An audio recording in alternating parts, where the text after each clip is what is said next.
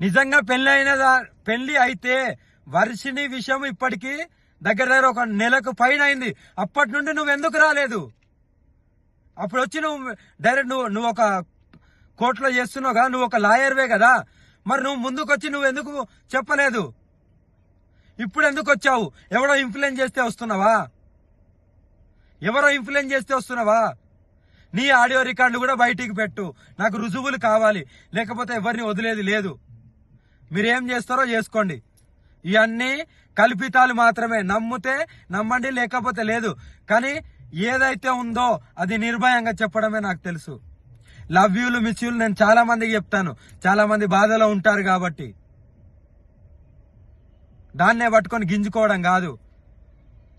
నేను తాళి కడతా అన్నది ఆమె మందు డబ్బా వీడియో కాల్ చేసి మందు డబ్బాతో నేను చచ్చిపోతాను కంపల్సరీ, నాకు ఈ డిప్రెషన్లకి వెళ్ళి, నా మొగుడు పైన డిప్రెషన్లకి వెళ్ళి నేను బయటికి రావట్లేదు, మీరన్నా తోడుంటారంటే నేను ఆ క్షణంలో సరే అమ్మా అని ఆ క్షణంలో అలా నేను అనడం జరిగింది. ఆమె ఊహకు వదిలేస్తున్నాను. రుజువులతోని మీడియా ముందుకు వచ్చి చెప్పు.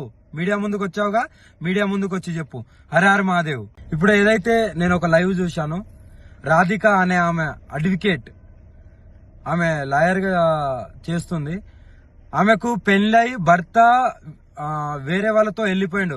ఆ డిప్రెషన్ లో ఉండి, ఓకేనా, ఆ డిప్రెషన్ నుండి నాకు ఫోన్ చేసి, అమ్మా నాకు ఇలా జరిగింది, నన్ను కొద్దిగా కాపాడండి, నాకు కొద్దిగా తోడుండండి, కొద్దిగా నా భవిష్యత్తుని కాపాడండి అని నన్ను అప్రోచ్ అయితే నేను ఆమెకు ఫోన్లలో మాట్లాడడం జరిగింది. కానీ ఏదైతే ఆమె ఇప్పుడు పెళ్లి చేసుకున్నామో, నాకు తాళి కట్టింది అనేది ఇదంతా అబద్ధం. నేను ఒకటో తారీఖు మధ్యప్రదేశ్లో ఉన్నాను. మధ్యప్రదేశ్లో నా కారు చెడిపోతే నేను అక్కడ మధ్యప్రదేశ్లో ఉన్నాను. కానీ ఏదైతే తాళి కట్టిందని అంటుందో అవి ప్రూఫ్స్ కావాలి నాకు. ఏదో పసుపు గమ్మో పసుపు తాడో చూపిస్తే కాదు, ప్రూఫ్స్ అనేటివి కావాలి. అది కంపల్సరీ చూపియాలి కూడా. ఇంకోటి ఏంటంటే నా ఆడియో రికార్డింగ్ మాత్రమే పెడుతుంది కదా, మరి ఆమె మాట్లాడిన ఆడియో రికార్డింగ్ కూడా కావాలి. ఆమె మాట్లాడిన ఆడియో రికార్డింగ్ కూడా బయట పెట్టాలి. మందు డబ్బా పట్టుకొని, అమ్మా నువ్వు లేకుంటే స్వామి అని పిలుస్తా, స్వామి నువ్వు లేకపోతే నేను చచ్చిపోతాను, నువ్వు నన్ను కాపాడుకో, నాకు తోడుండు, ఒక ఆశ్రమం పెడతాను, నీకు ఆశ్రమం కట్టిస్తాను, అక్కడ ఉంటాను అని ఎలా అన్నావు? నువ్వు ఏ ఉద్దేశంతో అన్నావు? నువ్వు ఎంత డిప్రెషన్ నుండి అన్నావు? ఇంకోటి, నేను లవ్ యూలు మిస్ యూలు అనేటివి అది నా కామన్ వర్డ్. అందరితోని ప్రేమగా ఉంటాను, ప్రేమగా మాట్లాడతాను. నాకు అదొకటే తెలుసు.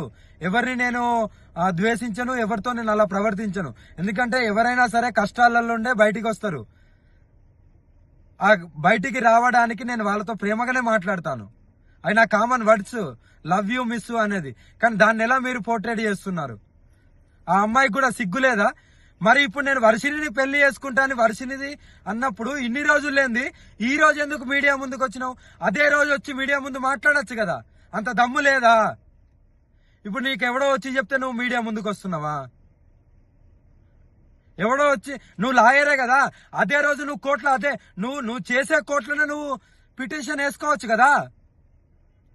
ఇప్పుడు నువ్వు లాయర్ కాబట్టి అలా కూడా చేస్తావేమో. నువ్వు ఆ రోజు ఎందుకు మీ లాయర్ల సమక్షంలో అందరికి ఎందుకు చెప్పలేదు?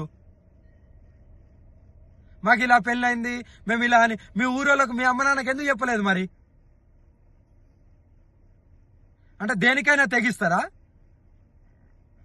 నీ మొగుడు పోయిన డిప్రెషన్లో, నీ మొగుడు వెళ్ళిపోయిన డిప్రెషన్లోకి వెళ్ళి బయటికి రావలేదా అని ఫోన్ చేసిన దానివి ఇప్పుడు నా మీద నిందలేసి అంత పెద్దదానివి అయిపోయినావా? నీ ఆడియోలు కూడా బయటికి రావాలి.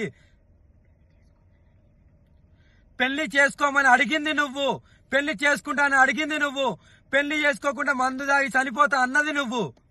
నీ ఆడియోలు బయటికి తీ. నువ్వు ఆడియో రికార్డింగ్ పెట్టుకున్నావేమో, బయటికి తీ.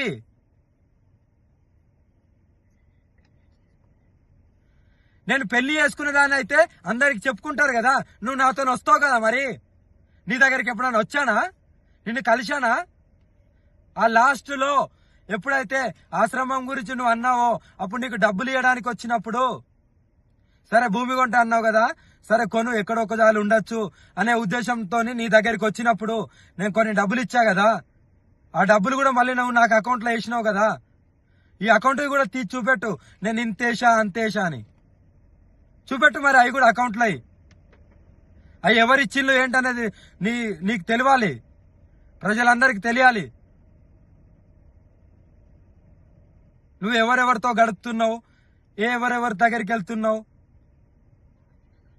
అవన్నీ నాకు అనవసరం. కానీ నువ్వు ఇలాంటి నిందలేస్తూ నన్ను పెళ్లి చేసుకో అని నువ్వు అడిగిన దానివి నువ్వు